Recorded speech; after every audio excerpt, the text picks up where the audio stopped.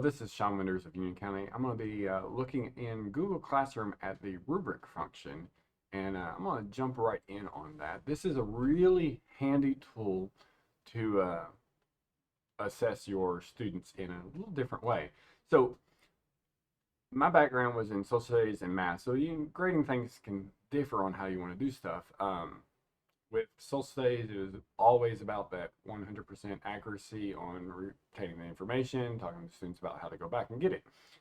With math, we do a lot of practice, and I don't like the idea of penalizing students with practicing on their homework. So they do an assignment. I don't like saying, all right, you missed number 17, you lose a point. It's more, you missed number 17, let me bring that to your attention, but you did the effort. You did what I asked you to do, so I want to give you credit for that. So that's where my thought process is going in on this rubric.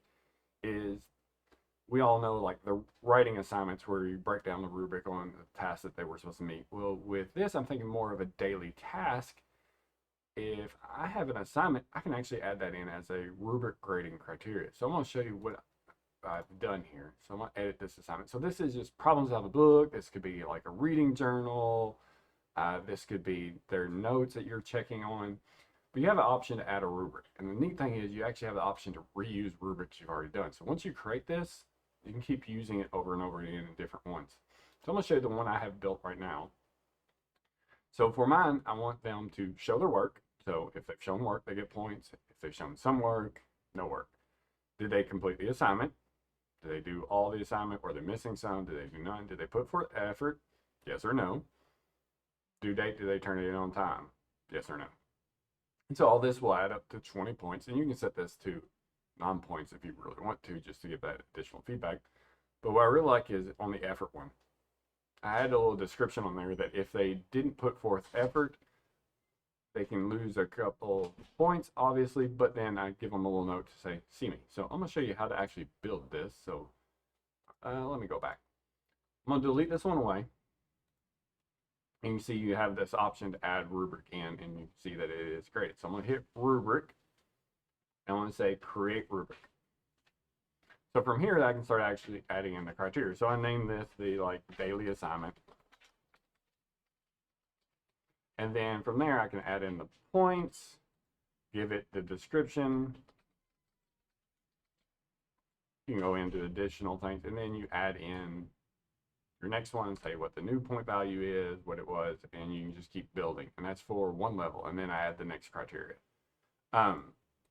What's really handy about this is you get all that editing pieces. You get to build this as deep as you want to go. What I wish they would do, though, is I wish I could add this one as 5 points as well. And maybe this one be like, oh, you did everything perfect. Oh, you were really close. I still want to give you full credit, but let me point out the fact that you are missing something. I wish they would add that in, but that's okay that they don't. It's not that big of a deal. But this is definitely a tool I would mess with. Really embrace the idea of doing these rubrics. Rubrics are very handy on that additional feedback. Plus, on something like this, it's the kid has that chance to earn that full credit, but also get feedback. And that's the big thing, is giving these students feedback and giving them feedback quickly. Rubrics are really easy to grade on Google Classroom. So do check it out. Try it out a couple of times, guys. And if you need anything, don't hesitate to ask. Thank you. Hey, thank you for watching this video. Please click the like button and subscribe so you can stay up to date on any future videos.